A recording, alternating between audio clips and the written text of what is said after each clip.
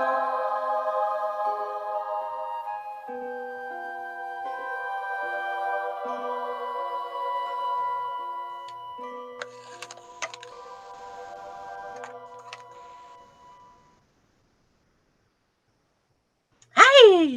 Good evening. Woohoo! We are back again. We're back in the saddle again. Back in the saddle again. Of course, it's funny that I say that because right before we came on, you were talking about Seabiscuit. I'm just going to mention this real quick. And every time I hear Seabiscuit, all I can think of is Meet the Fockers. Yeah. Where Mom, you were riding him like Seabiscuit. What? I was just doing a little bit of yoga and massage on his back. Mom, you're riding him like Seabiscuit. Barbara Streisand was just, she's brilliant. Her comedic timing was always brilliant. So welcome everyone to Eyes of Indigo, hosted by Iris Carter, to your left, and me, Margot Ross Sears. Iris is going to pop up some name banners for you. There you go. Welcome back to all of our regulars that enjoy our show with us. And any newcomers, welcome to the channel. We are glad you're here. Thank you. In fact, I want to throw out, if you are new, especially if you signed up on Eventbrite, because I've been getting lots of notices of people. I'm curious to see who's ultimately coming. So if you're here because of Eventbrite, we're just curious. Or if you're new, tell us how you got here. Absolutely. In the comments section, whether you are seeing us through YouTube or seeing us through Facebook, go down in the comments section, let us know you're here. And if you happen to have found us through Eventbrite, or if you could tell us where you found us in the first place, regulars or newcomers. We'd like to know where everybody came from eventually. You don't have to comment. You're welcome to watch. But we prefer it and we like it when you talk to us and write to us in the chat. Now, keep in mind, people that are writing on YouTube, hi, Deborah. She's back again. We love her. Woohoo! If you're talking to us through YouTube, then you're not going to see comments on your screen from Facebook people. And the opposite is also true. So what we do is during the show, when somebody makes a comment that we're going to use or reply to, we'll actually say it out loud and read it out loud so that all participants, all viewers can see it. Plus, we also show up in recordings that basically back issues on iTunes, Spotify, and all of their aggregates that they feed from there as an audio show. So we say things out loud for them too. So forgive us if we look a little redundant to you that can see us. We're trying to cook a couple of birds with one hot stone, so to speak. So we appreciate everybody being here. Thank you. And the purpose of our show, if you don't already know, is our tagline, which is discussing weird stuff in a rational way, which is kind of hard to come by lately. Have you noticed for the past year and a half? We've had lots of weird stuff. That's all you can talk about. Lots of weird stuff, and not all of it is rational. And we're here to at least get you a laugh about it, or actually find some sustenance and meaning to it for your own personal growth, because ultimately it's you that has to grow and develop and be more than you came with. And I was getting ready to say we're the fertilizer for your growth, but then I thought, that's dangerous. Cowboys. Actually, that might not be so bad. Iris, I have brown eyes. How about you? Hazel. Sometimes they can be brown. Okay, there you go. You know what they say about people with brown eyes.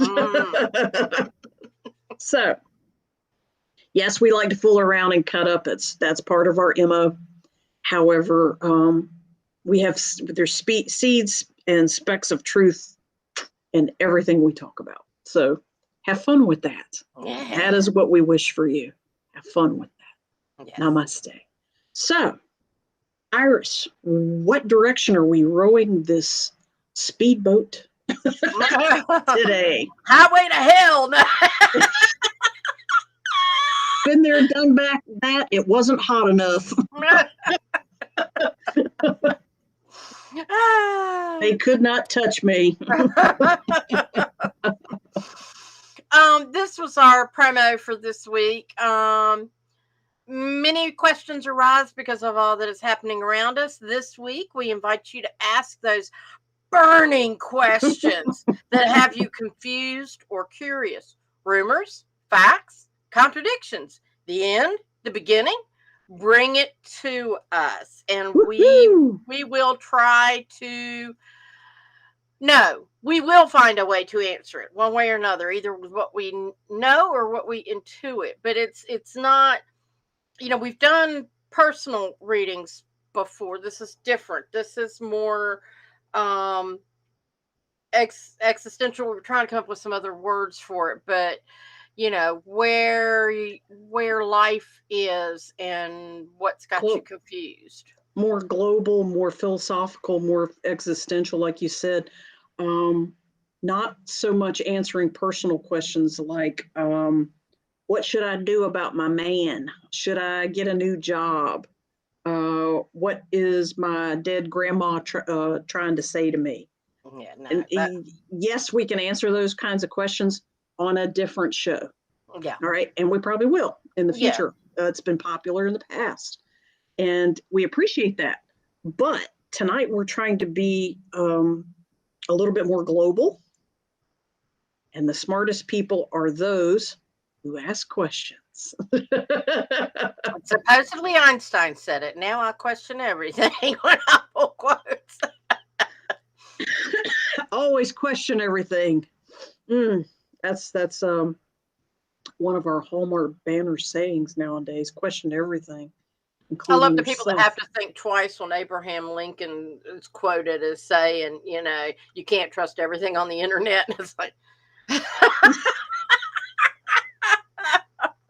yeah, and people go, did he really say that? It's like, oh, please. That's an existential question right there. Was Abraham Lincoln a time traveler? Now that's a different issue, but I don't think he said that quite. No, I'm sure he didn't. I'm definitely not. I'm rolling forward with that thread. That's that would actually be on my list of sample questions that I came up with. One of them is what do you know about Abraham Lincoln possibly being a time traveler? What do you know? Something other than human. The answer is yes. The answer is yes. There's so much evidence out there that he did not occupy a human body the same way typical humans do. Well, we could tell that just from the way he looked. You can just look at him. And if you read about his medical notes and how he died and what kind of, quote, diseases, bone and joint diseases that he was supposed to have had, and things like that, and where his children were born and where they went. He had more than 2 children. There's an Angela on the screen. Hello, Angela. Yay. And on and on and on. Plus, there's evidence of his signature as Abraham Lincoln in other time periods outside of when he's documented as a citizen who became president. Such as down in the bottom of caves out in the Midwest. There's walls where famous people went because we'll go there. Because at the bottom of that cave, there's a UFO that's been hidden in there. And only certain people are allowed past a certain point. There's a wall. His name is on it. His signature is on it. And a lot of other famous people that we're going to skip going over. But that's just one anecdote that points to it's very likely that Abraham Lincoln was a time traveler. He was either a human time traveler or an altered human time traveler, genetically altered. So Deborah Lackey has a statement for us. What is it, Iris? So much drama, so much news has come at us at breakneck speeds for the past 2 years. Is it going to calm down anytime soon? Please. Oh, Deborah Angel, we are so behind you on that. And I'm pretty sure that your sister and I kibitz about that every Wednesday night before we go on the air. Yes. For sure. Iris, you want to speculate on that for us? Start the speculation? Well, one thing I keep telling myself is something's got to give. Something's going to snap at some point, and all the beans are going to get spilled. And it's all the cats are going to come out of the bag. Yeah. And we're going to see who lied and who didn't. Yeah. But if it's it's not going to necessarily be on our personal desirable timeline. The trick is recognizing what you can control and what you can't control, and recognizing that there's a grander picture.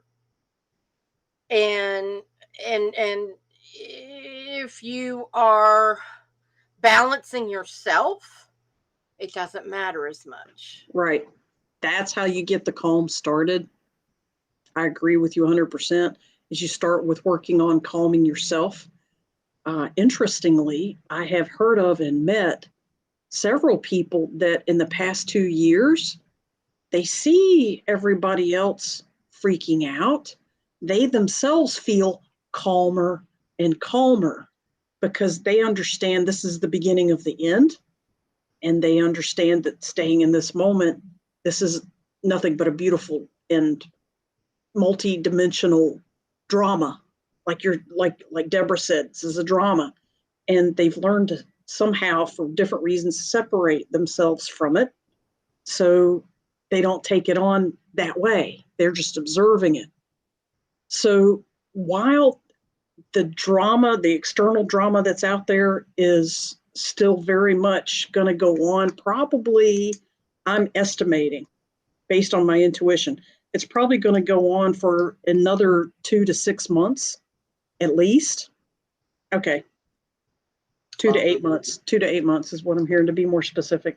And there are conditions that can be reduced to 2 weeks or stretched out to 10 months. But generally speaking, 2 to 6 months is the strongest read. That the song and the dog and pony show that the media keeps, the fear porn, the chaos, these stupid new mandates that keep coming and going and resurfacing, such as masks and shots and all this other, and requirements and ID cards and all this Nazi type crap that they're trying to push sell to us now, or trying to push on us now. That's going to be slowing down and disappearing probably right before Christmas time. All right before the end of the year, it's going to start fading back, and more justice is going to be seen, and more equality is going to be seen. However, that's not right now. So unfortunately, that's my take on it, but unfortunately it's not going to happen like by my definition of soon. Well, and you know what else? And just to say, and I don't have my glasses on, Chinzy, I see your question, and we'll get to it in just a minute. I just wanted to acknowledge and welcome. But you know how they always talk about the calm before the storm? Yeah. I think we had a little bit of that calm a few months ago. And that's now true. The storm is revving up. That's true. April, May, and June were fairly in public. They were quiet. Not behind the scenes, but in public they were quiet. Yeah. So that is a good point. It does get quietest right before there's a pop of some sort. Yeah. Absolutely.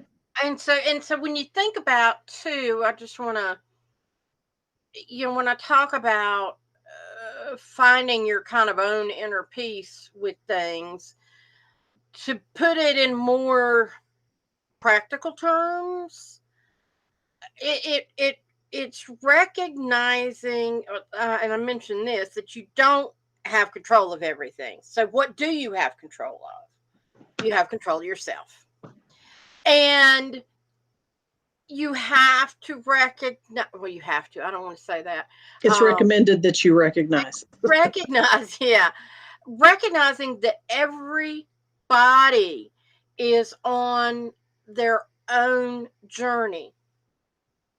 So just like when you take a vacation, you can't go along the way and just grab whoever you want and throw them in the car and go, you're going with me because this is better for you.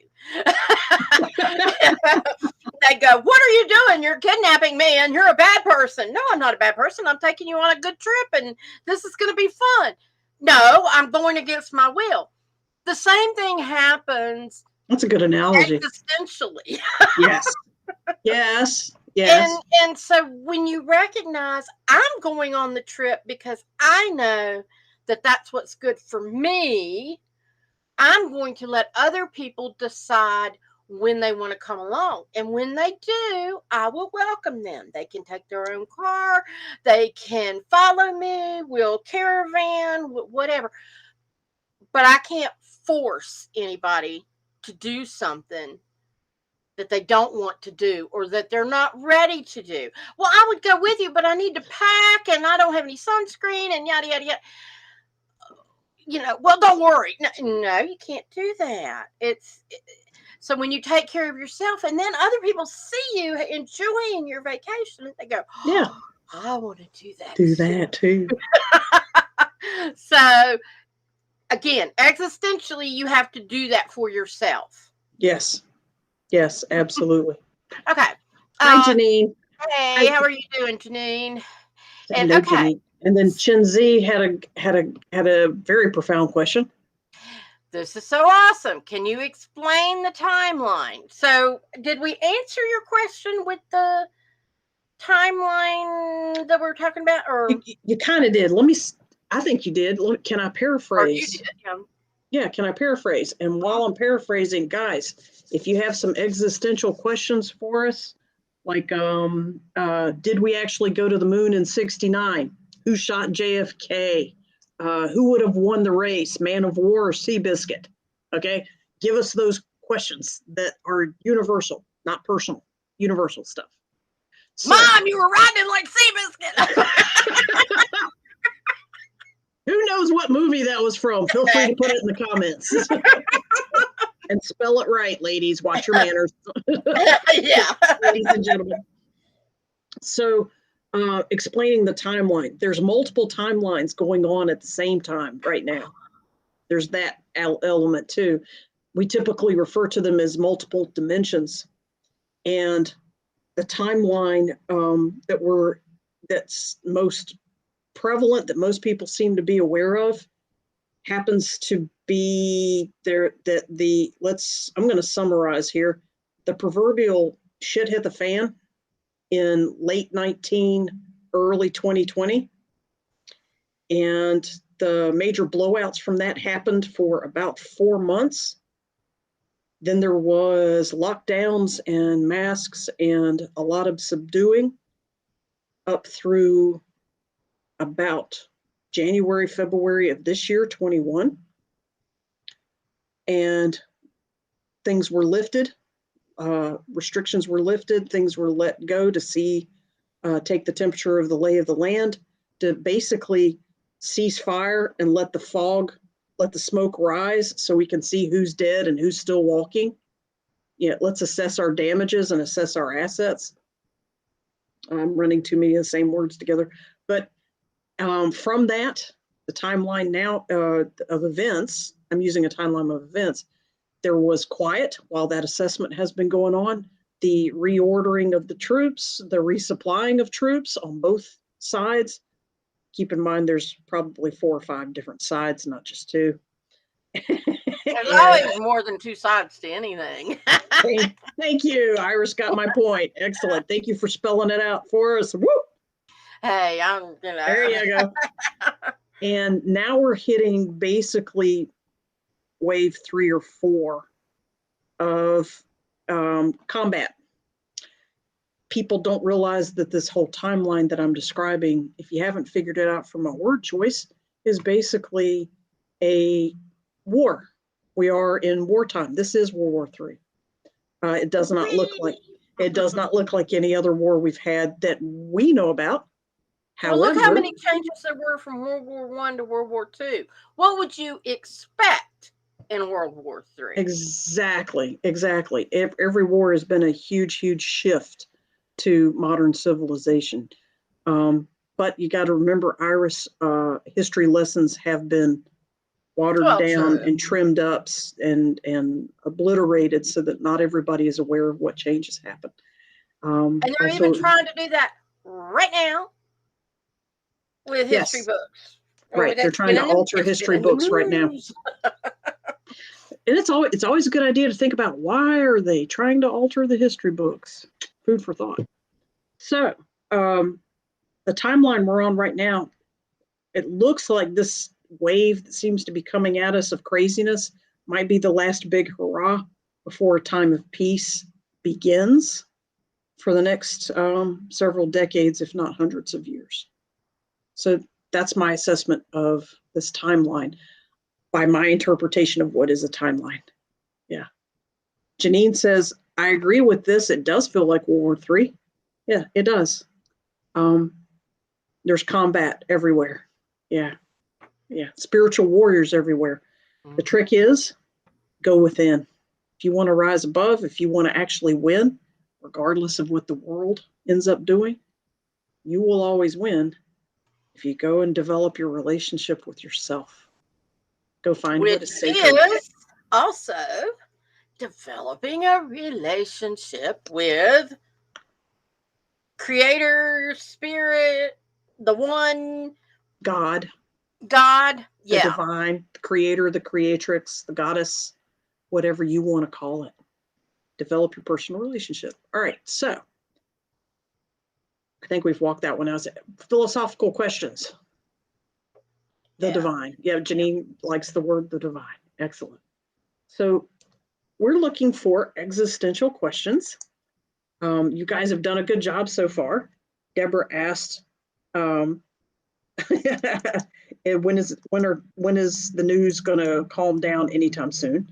Chenzi asked, could you explain the timeline? And those are excellent existential questions. I do have some backup questions. I'm sure Iris has some too. And Deborah has another one for us. You said in a prior episode, reveals, that the universe requires someone to reveal their intent. Does the universe reveal because I wouldn't think bad guys would willingly give their secrets? Good question. I can answer that one. Iris, can you? Yes. Well, but go ahead. You do it so much better than I do on that. You've known it longer than I have. So. Oh, thank you. Oh, you're sweet. No, yeah, but you have anytime I explain something and you already know it, and you're like, that's the words I was looking for. Anyway, yeah. I know you're always on the same page. So bad guys will reveal what. Let's back up. There is a popular theory that I subscribe to, but there is a popular theory that there is basically good guys and bad guys at war right now. Good versus evil. Yes. I have a caveat. Yeah. Good and bad on our 3D planet, as opposed to when you clarity. There is. I'm getting rid of that language in my vocabulary, but it does kind of throw me off when I'm talking to somebody and, is this good or is this bad? No, don't do that. Right. Delineating and dividing us between good guys, bad guys, good and evil is actually 3D talk, and we need to eventually get past that. However, we're speaking in 3D language on a 3D podcast, presenting our 3D self. So we still have to use that 3D language, but bringing it up that this is not the most authentic language to use is 100% sacred and noble. Thank you, Iris, for bringing that caveat to us. We need it. All right. So answering the question the way Deborah worded it for the sake of staying in context with Deborah's question, she says, Because wouldn't bad guys, would they willingly give up their secrets? All right. Assuming the bad guys are the dark side, evil side, whatever, of this battle that we know we're aware of is causing disharmony in the world right now. The universal law, the cosmic law, says you have to tell a civilization what you're going to do to them before you do it. Yes, that does mean revealing your secrets before you do it, which means they hide the information in a reveal that you do not know that it is a secret being revealed to you, such as they will tell you everything that they are going to do in a cartoon that is aimed at children, so that the adults may or may not process it as crucial information. Probably not. It's a kids show. Disney is famous for this. So is Pixar and DreamWorks and all those. Sidebar, I love those movie productions for the eye candy value, but that's a whole nother discussion. The script writers, the plot writers, that's a horse of a different color. They'll couch their secrets in hidden language, symbolism. You don't know. It's kind of like Masonic stuff, the handshakes, what the symbols and the drawings mean, what the triangles and swords mean, what the special crosses that have extra little arms sticking off of them. You don't remember, even the Flintstones had their own special handshake. Yes. And the Brothers of the Lodge, Buffalo Lodge, or the whatever. Buffalo Lodge or the Moose Lodge. Yeah, version of the Moose Lodge. So, ooh, my nose is tickling. Ooh, yeah, high vibrations. Sorry about that, guys. So, get a little Kleenex here. Hang on. So, before it gets crazy. And so they do reveal their secrets. However, they do it in such a way that we don't know that we're being shown crucial information like that. If you want to see crucial information shown more blatantly, Star Wars, Star Trek, The Matrix, all of the, Marvel Comics and DC Comics, all of those movie series. If you're not into sci-fi, King Arthur and Camelot and Lancelot and all of those medieval fantasies, they are all telling you the story of what's going to happen. If you are a Christian person, the Bible tells you everything that's going to happen. And if you are an Islam, the Quran tells you everything that's going to happen. So does the Bhagavad Gita. So does the I Ching. So does the Tao. All of them tell you all of the secrets. The Talmud does as well in the Jewish tradition. All of them. Just to give a quick example, like I've enjoyed the series The Flash, and Netflix just added the last season or the most recent season on. But what I found fascinating, I was on the edge of my seat going, "Oh my God, look what they're doing! Look what they're doing! They're showing," because the Flash found out that if he got his speed up, he could jump timelines.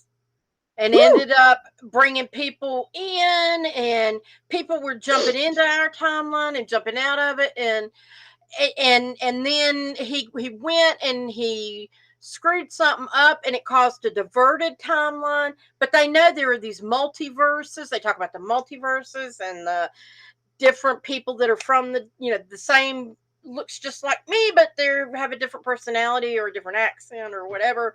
Back to the Future. Yes, exactly. You are your own descendants, which is something they revealed in that movie. When you go back in time and you talk to your grandfather, we're women, so we talk to our grandmothers and our great-grandmothers and our great-great-grandmothers like they did in the movie Back to the Future. You're actually, and it's the same actor doing the ancestors. That's how it is in reality too. You reincarnate in your own timeline. In your own life sequence. That's you. Your great-great-grandmother, your great-great-grandfather was you. Back to the Future reveals that. Well, maybe great-great. My great-grandmother was still. They skip all around. You can remember in your higher self Iris, you can bilocate. Yeah, that's true. You can be alive in two bodies at the same time. I know we're getting really weird. We've got a few comments on the screen. Let's bring it back to here. Okay, Deborah. Okay, and we'll go back to Angela just a second. But Deborah says, if I were going to rob a bank, would I be required to notify someone according to universal laws? You do broadcast it as a human individual. You would broadcast it the minute you start thinking about it. If you say it out loud, you are manifesting it into reality, and that is broadcasting it. And that is notifying the world. There we go. Yep. Okay. Angela Kritzer says, we sound so literal with good and bad. Take away all the flipping shades in between. Yeah. Exactly. All the shades in between get to pick which side they want to play on in any one moment. Thank you, Angela, for letting us point that out. Next question. Welcome, Alex. We appreciate you joining us. If you've been here before, I haven't seen you ask questions before, but we're glad you're with us. Great talk so far. What are the forces at war right now? And is there a quote unquote good side? We talked about that before we went on the air. Is there a good side?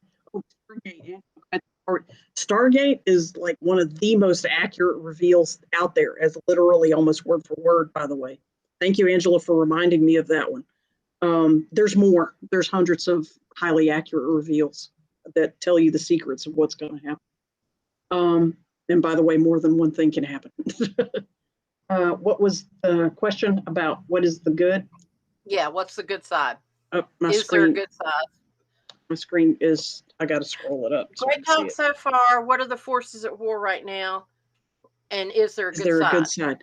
The forces that are at work right now, okay, I need to include what Angela Kreitzer just said. Basically, there is a good side, and basically is a key word here, and basically there is a bad side. A better way to put it, folks, is people who beings that are in service to self versus beings that are in service to others. Okay? Both types of beings can do the opposite action at any time. These are percentages. So a being that is in service to self is 51% or more in service to self. A being that is in service to others is 51% or more in service to others. 49%, up to 49%, they can do the opposite action. So with that qualifier in mind, we generally equate the good side being those people or beings, almost all beings like being called people, by the way. That is PC to call them all beings people, whether they come from this planet or not. There is more beings in service to others in this universe, in this cosmos, than beings that are in service to self. All right. There are more benevolent, good, nice beings than there are malevolent or dark, bad beings. All right. In this cosmos. Beyond this galaxy too, but in this universe. All right, there's more than one universe, but this universe, which has billions and billions of galaxies in it. So, what are the forces at war right now?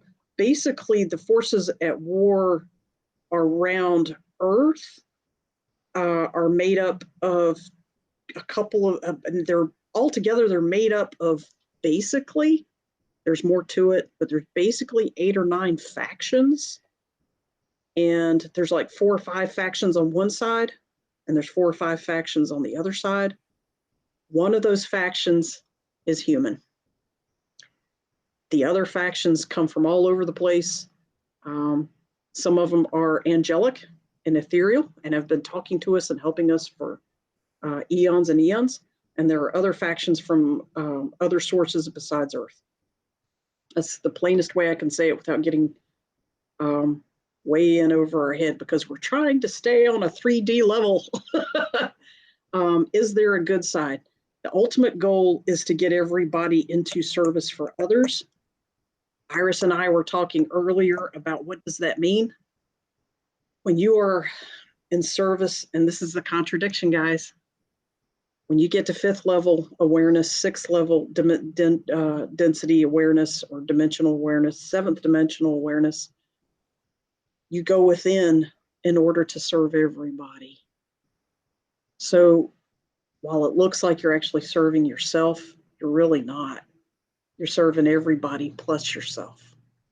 And that's the conundrum and the contradiction that's hard for a lot of 3D thinkers to brain wrap.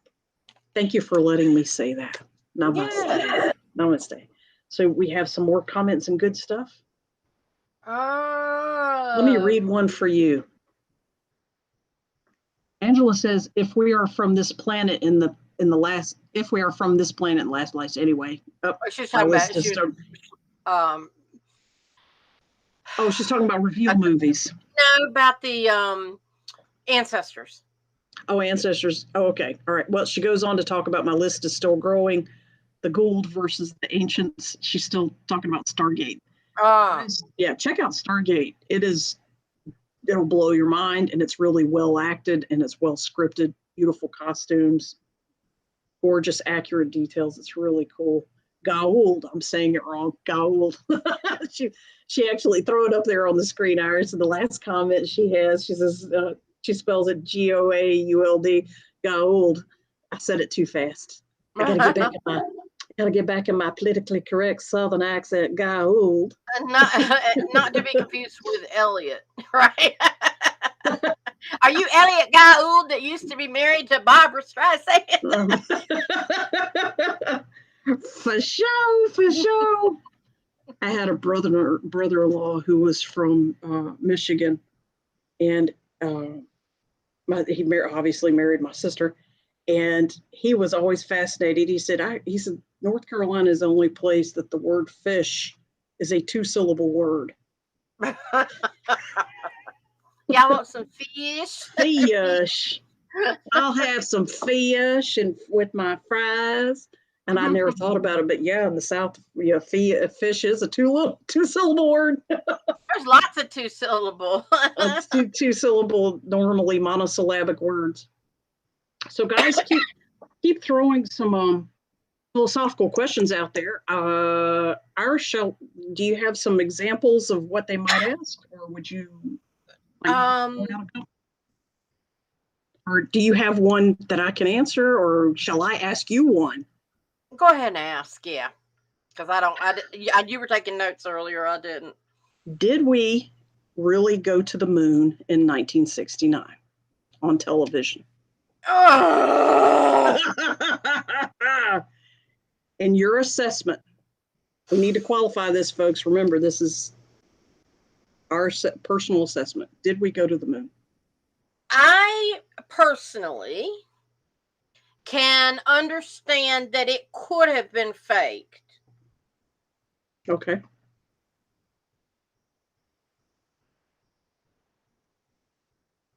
But did we go to the moon in 1969?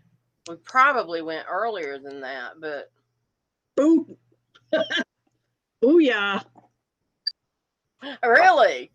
I was just purely guessing, but people didn't know about it until 1969. That's just pure guess. It's a pure interpretation of what you've understood so far. Yeah. And trivia, bit of trivia. Yes. When I used to collect rocks as a kid, didn't know why. Got rid of my collection, and then as an adult realized, I know why now. But anyway, I would collect all kinds of rocks and things like that. And so I told Mom and Dad that I wanted some of those moon rocks that they brought in. I was about 9 years old, I guess. And they kind of laughed and they said, well, you and I said, I think I was kind of just, I knew it wouldn't happen, right? I mean, I wasn't stupid enough to think that, yes, I could write and they would actually send me the rocks.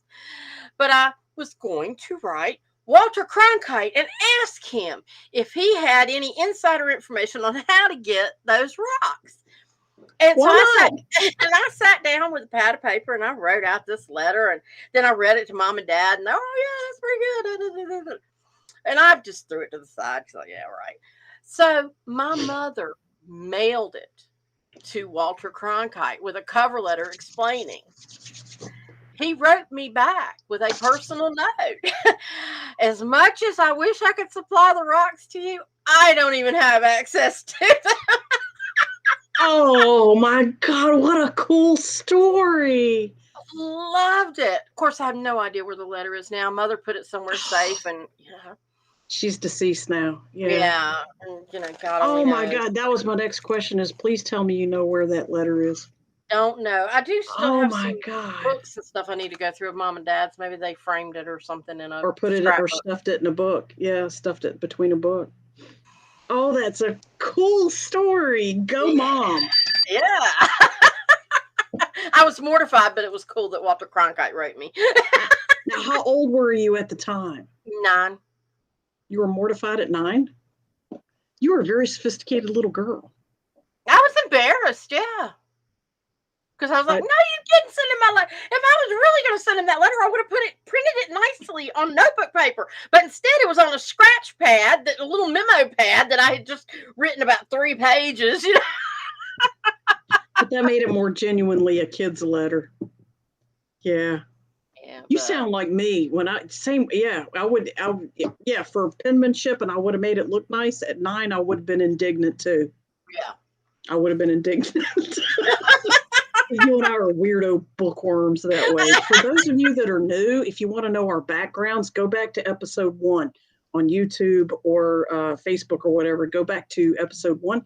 You'll see our credentials in the very first episode. And it's actually titled Prequel. So yeah, Prequel. All right.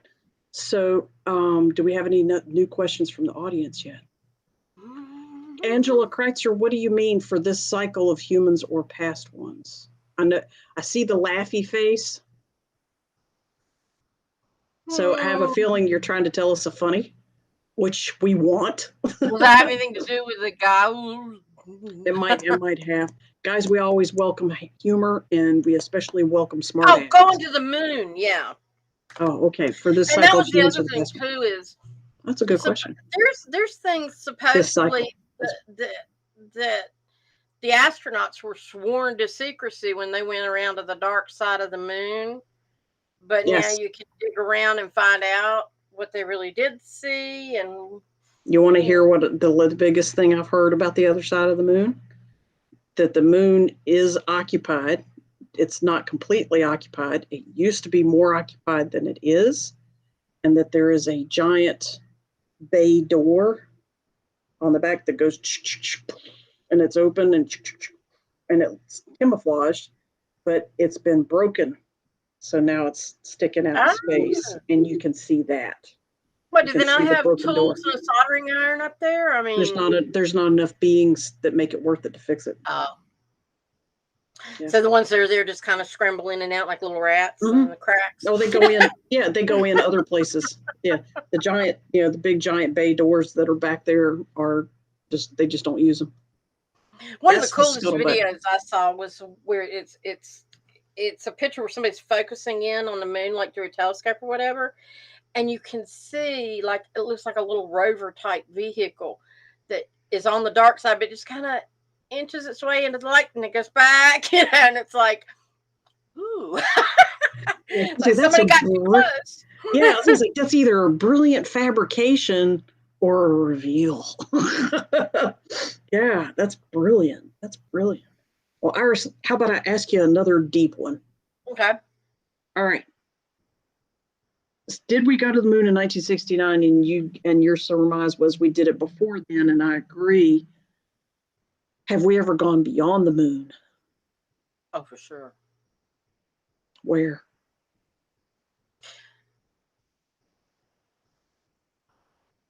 In summary.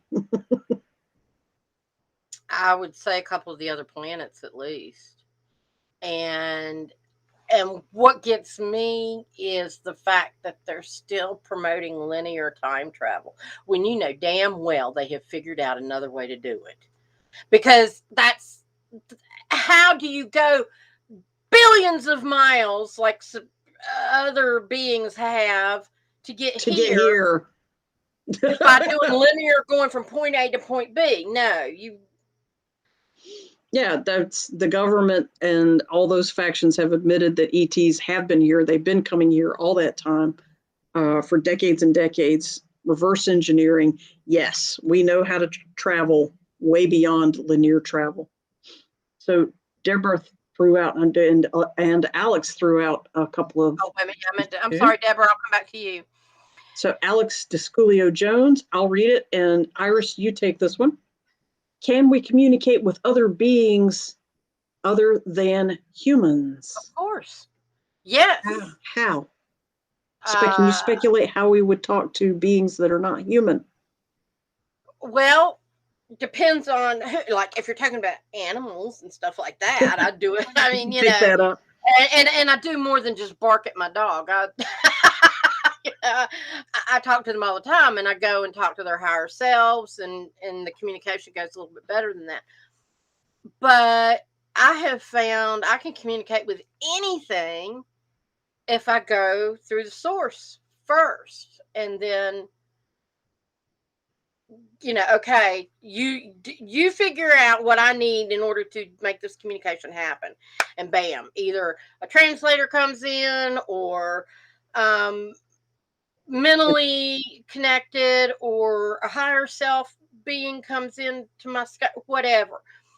As for like aliens and all, they're so, like, if you think about saying extraterrestrials, there's another name now that's more PC, but people that are not traditionally from Earth, put it that way, have been, let's just call them other people.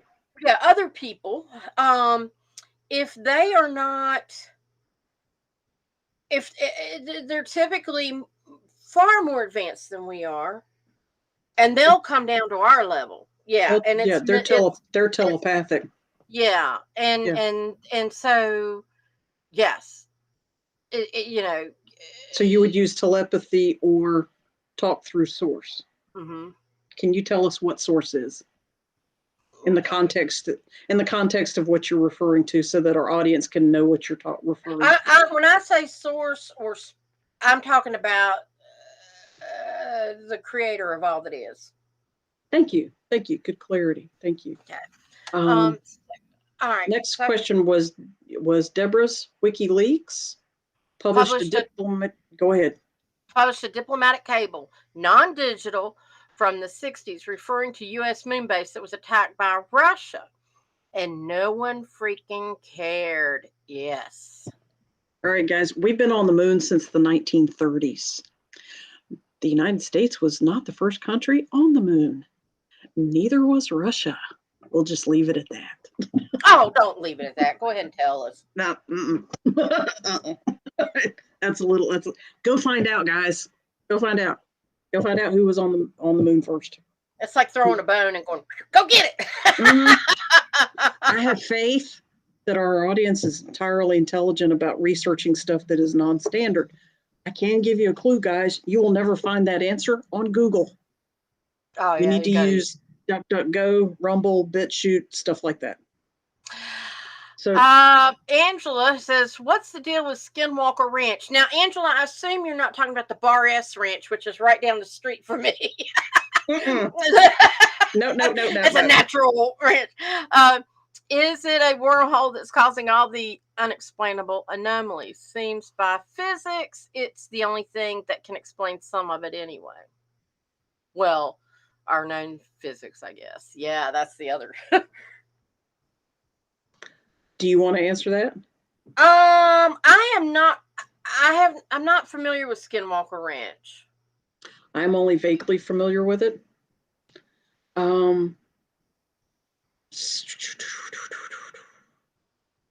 Basically, what I do know, I can answer it as far as I can.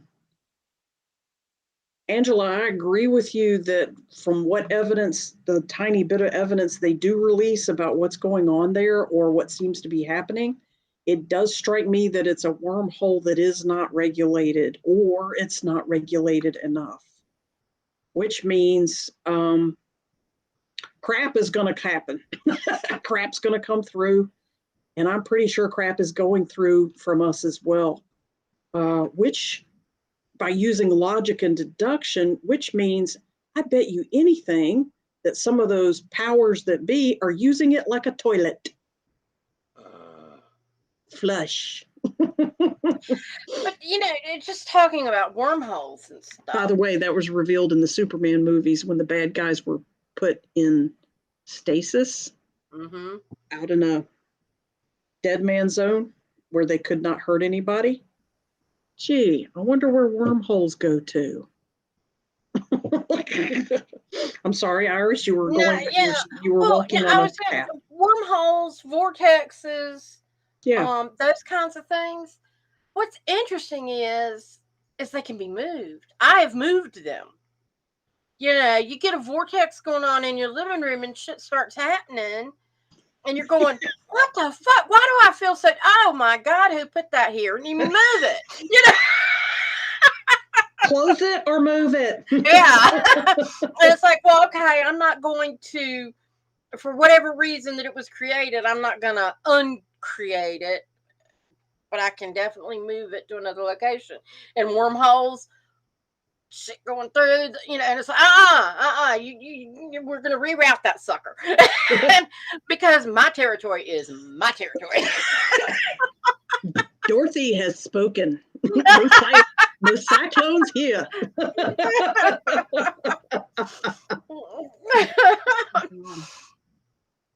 She says, close that shit. That's right, Angela. Absolutely. All right. So Iris, has a question come to mind, or would you like for me to throw out another one? Oh, throw another one. Flat Earth or round Earth? Oh, Jesus. Well, I love the analogy. You told me to ask you. Girl, don't be asking me not to throw you in the deep fire and not turn the heat up. Okay. Come on. What? Okay. Flat Earth or round Earth, and why? It's funny because, I love the meme that says, well, if it was a flat Earth, the cats would have knocked everything off already. Absolutely true. Absolutely true. I would have smacked everything off by now. Yeah. But, and I find it interesting to look at the flat Earth stuff. Oh, evidence on it. You look at it and you're going, oh my God, yeah. It's right in front of you. The evidence is right in front of you. Yeah. But I still am hanging on to my round Earth. Just because, why are we flat and everybody else is round? Or are we're not seeing. Do you want to hear an explanation that justifies both? Mm-hmm. I will not take credit for this answer. Our mutual friend Amy enlightened me. She said for 3D people, it is actually flat. For fourth dimensional and fifth dimensional and higher awarenesses, it's round. Oh, thank God. You're thinking humans are thinking in linear terms. The Earth is both, depending on how you look at it. Which is true for all of reality. It depends on how you look at it. Both realities can exist. And they do, as long as you're not thinking in just one linear fashion. Gotcha. Deborah, do you think our government is manipulating? Just stop it right there. Yes. Don't need any more of the question. Across the board, the answer is going to be yes if you're talking about that. All right. Woo! Is our government manipulating the weather to promote global warming? CIA Reading Room talks about the weather being manipulated. Yes. Being manipulated. Oh, I'm sorry. In Vietnam and Cuba. Why not now? Yes. It is now. It is being manipulated now. But since the lockdown, I'm seeing real clouds again. Mm-hmm. I mean, for years, I was like, where are the damn fluffy clouds? There are no fluffy clouds. There were fluffy clouds when I was a child. And it was like, just the striated stuff. And then, I've got pictures of the, what do you call it? Planes. Chemtrails. Yes.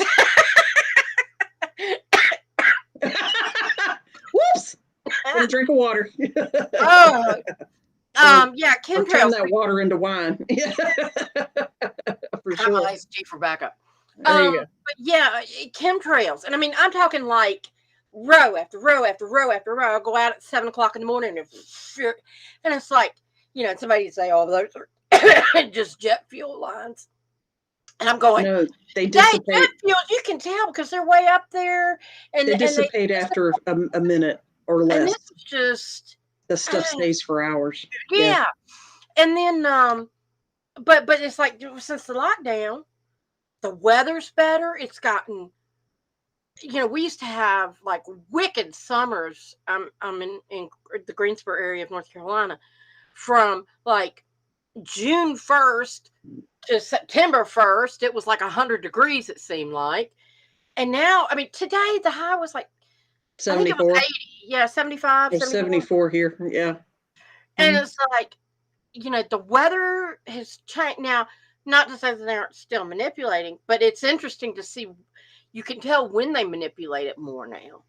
You can tell if the service to self people or the service to other people are manipulating the weather. The HARP system, which also affects the weather, that's changing hands. That's changing its thing. And there's even some reports that it's being dismantled, which would be good. Yeah. Yes, they were. I agree, Deborah. They tell you that they manipulated the weather during Vietnam and Cuba. If they were doing it publicly then, it's a shame that modern Americans don't recognize that they can do it now. And Which, if you what's hang on a second, you guys remember Katrina that wiped out the Gulf states in the United States, millions of devastations? Again, food for thought. Katrina's not the only storm that did that since then. So anyway, you were saying it was easier to blame the Corps of Engineers than the higher powers that, had an experiment go a little crazy. Whether or not it was on purpose is speculation. Yeah. So instead of staying in this dark hole, let's find another hole to go dig in. Iris, what you got? Chinzi, do you time travel in your dreams? For example, dreams that predict the future. Oh, honey. Well, I have had those dreams, and I don't know if it's time travel or if I'm jumping to other timelines. So in a sense, it's time travel. Or but you would lives. not True. believe the work that I get up in the morning and I am so tired, and it's like so it's like I have to go and say, look, I'll go wherever you want and do whatever, but you have got to make my body rest while I'm not here. You have to ask for that. Yeah. Yeah. And but what is interesting is there's about a half a dozen places that I go to consistently, sometimes 2 or 3 in a night, and I rotate to them. And I have watched them, and it's like what I'm doing is I'm going in and I'm checking out stuff and talking with people, and then I'll leave, and when I come back, more stuff has changed, and we're touching base again, and okay, well, this is working, that's working. But it's about 5 or 6 places, and some of them, they might have some familiarity to them, but they're very different. They're not like places where I say, oh, well, I'm just dreaming about downtown Greensboro. No, there are some elements that are similar, but there's a small town with a bustling downtown area. There's a couple of neighborhoods. There was one neighborhood that it was like in a mountainous area, and it was being developed. And now it's got the houses and the trees and the grass and stuff like that. But it has gradually progressed over time. I've got, I've seen roads being built and widened and things like that. I've got people that are setting up businesses. There's a couple of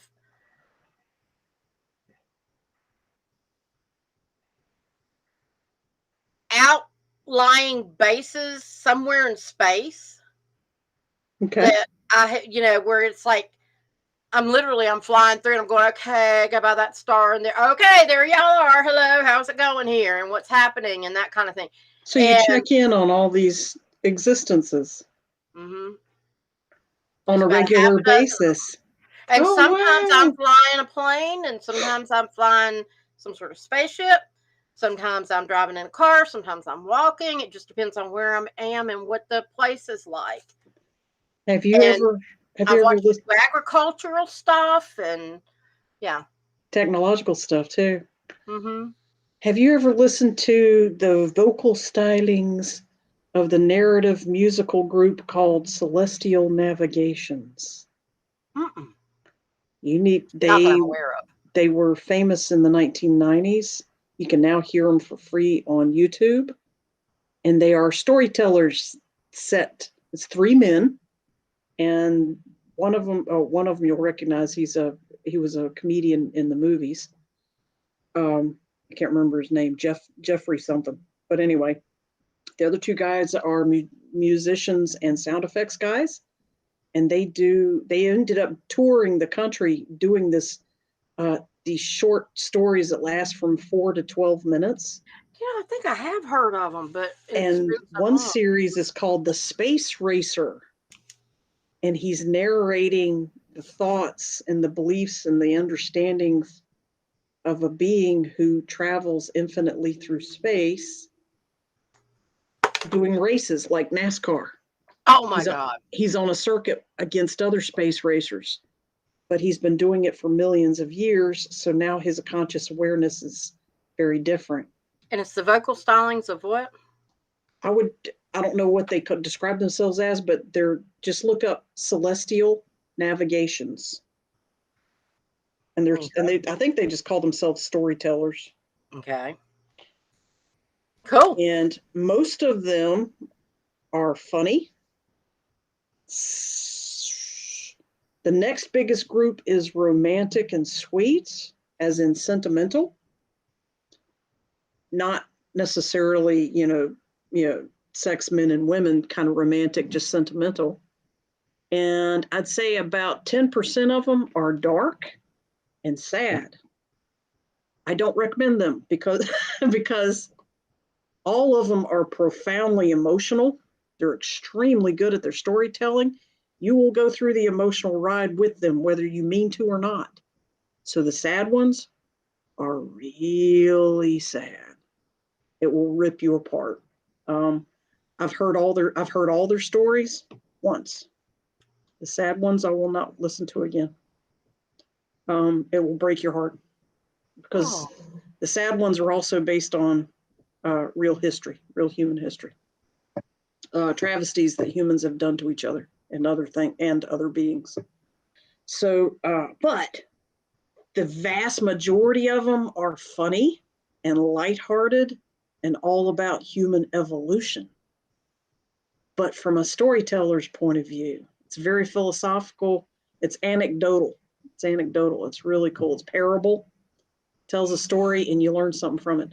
Did you have anything you wanted to add on the dreams predicting the future thing? No, I don't. That's not how I dream. I don't dream of the future. That's not how. Do you time travel in your dreams? I time travel, but not in my dreams. There you go. There you go. And Angel says it reminds me of Inside Out when they go through the second, third abstract hall. There is a movie called Inside Out, and some of the characters are trying to get home. And to do that, they've got to go through the hall of abstract, the abstract hall, abstract thought. They got to go through a hall that's made of abstract thought. And they gradually become 3D creatures to 2D creatures to one-dimensional creatures. And before they become nothing in the infinite, they got to get out the other side before they disappear completely into the nothing, infinite. And they make it, but barely, and it changes who they are.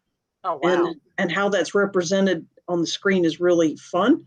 I have heard other movie reviewers say that Inside Out is 100% a reveal all the way through the movie. It is nothing in there is intended for children. It is a hardcore explanation of the nature of reality inside the human psyche. Wow. And that it's not a fictionalization of it at all. And I'm like, based on what I know now, yeah, I agree. Yeah. Alex says, how would you explain seeing something happen through the eyes of someone else in a dream, only to see that thing happen later on in the news? Go ahead, Iris. I'll read it again because it's a long question. How would you explain seeing something happen through the eyes of someone else in a dream only, to see that thing happen later in the news? In other words, you're in a dream and you see the question seems to say, when you're in a dream, you see something happen through the eyes of someone else, as if you are someone else, only to see that thing happen when you're awake in this world. In this case, Alex says in the news. Sounds like Alex is telling us that he saw something in the news. Yeah, that maybe. I mean, yeah. I have seen things in dreams that came true later. That came true, yeah. I mean, and they were, and I also have shared dreams with other people. Yes, that's what I thought it was going to talk about. Dreaming dreaming in tangent with somebody else. Yeah. Mm-hmm. You wake up and you start comparing, and it's like, oh my God. And then it was this, and then, and then there was, yes, and you were wearing, and it was crazy, but very cool. And then, and I had the one that really comes to mind is when I was, we were traveling back and forth from Greenville, North Carolina to Greensboro quite often. And it was a Monday night, and I had gone to sleep, and all of a sudden, I had this dream seeing this town we were going through. We were driving. It was a Friday evening. This car comes out, and I'm going too fast because it was a small town, but it was typically one where everybody sped through anyway.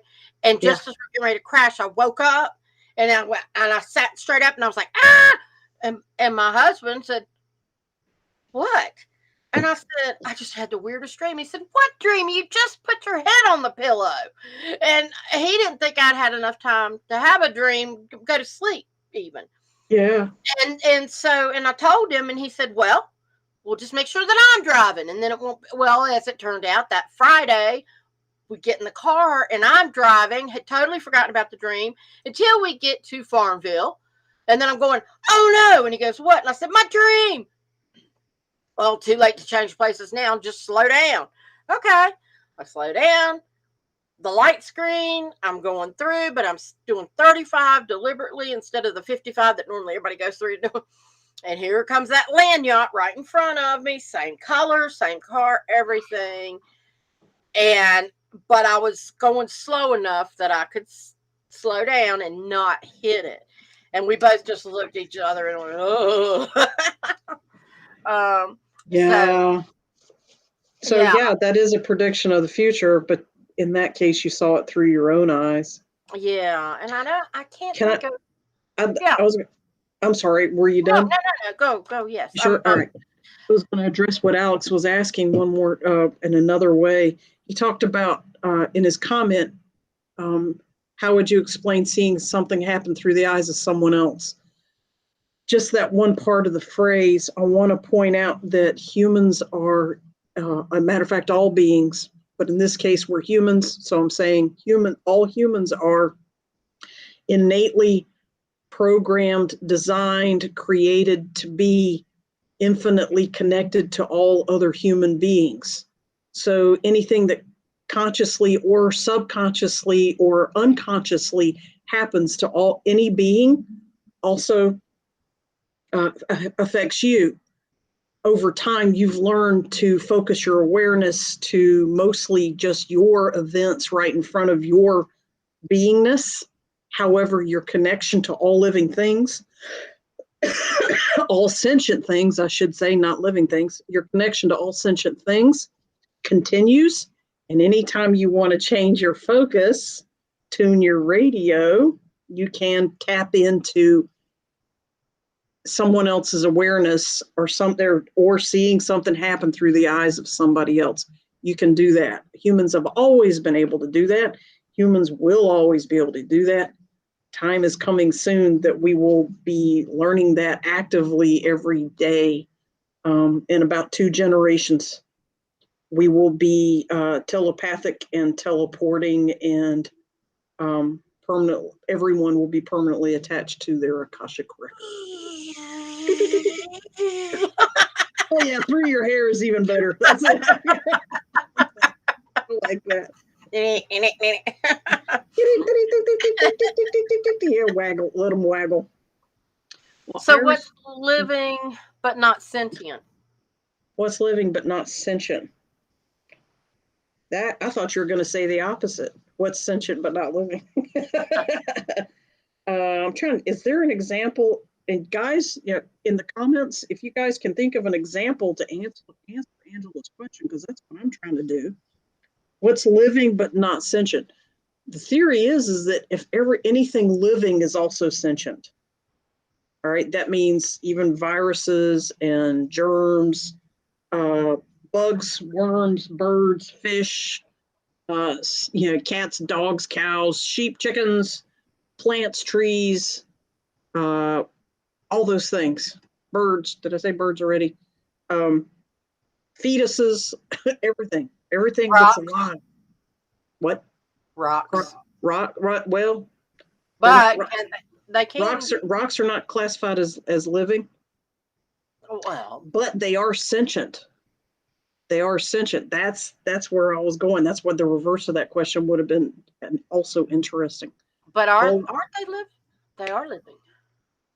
You have to define what is living. Absolutely. If you define living as sentient, there you go. Then they are. Absolutely. My understanding is that every single thing that exists has some type of sentience, which means awareness, has some type of sentience at some level. We are not privy to recognize all types of sentience, all types of awareness. Things will have awarenesses that we will not detect as humans. Someday, but not yet. What was the next question? I've got houseplants that yell at me, so I mean, when are you gonna water us? I'm turning on the kitchen sink and I got this one plant that's sitting there, and it's like, I know, I'll in a minute, and then I'll go a day or two and I'll forget. You haven't watered me yet. And the others, I'll water it and I'll start going around and water my other plants. Like, thank God. I've never heard of a bitchy, grouchy plant. It makes sense that they're out there, but I've never met one. That's too funny. I'll introduce you to mine. Yeah. I mean, it's justifiable. I mean, it's a sweet plant normally, but when it gets thirsty and it's got water 3 inches from it, and I'm too damn lazy to pull it over there. Or distracted, or whatever the term should be. And it's like, you need to water. You promised. You promised. It's like when you get the what? Shut up and squirt it. Like it's a joke. Pull up the water sprayer. Yeah. Like you would an annoying person walking through the kitchen. Shut up. Spray them down. Now water it lovingly and say, now, is that better? Drink up. Angela Kreitzer says, same difference. Living and sentient means the same thing to her too. Yeah. And then she says they have energies which are sentient and or living. And I think she's probably talking about rocks. Rocks, dirt, air, water, fire, all those things are sentient. just in a totally different way and vibration than we are typically aware of. However, if you inhale water or touch fire, you will suddenly become very aware of what type of sentience they have. Yeah, extremely powerful. Thank you. We are at 10:45 p.m. Holy cow. Yes. It has been a great chat, y'all. Thank you. Thank you, everyone. Thank you, everybody, for sharing your questions. And you're welcome. Thank you, Iris, for walking down this path one more time with me. Yeah. And with us. We'll be back next week. Same bat time, same bat channel. Baddie time, baddie channel. And the eyes of indigo will see you then. Yes, very, very good. So good night, y'all. Wait a minute. I'm having trouble with the Namaste. Namaste, everyone. And I'm having trouble getting our little end credits video to roll for us. Yes, there's something, and I would have to reboot, and that just wouldn't be good. So we're just going to say adios and good night, guys. See you next week. Bye. You're welcome. You're welcome. Bye.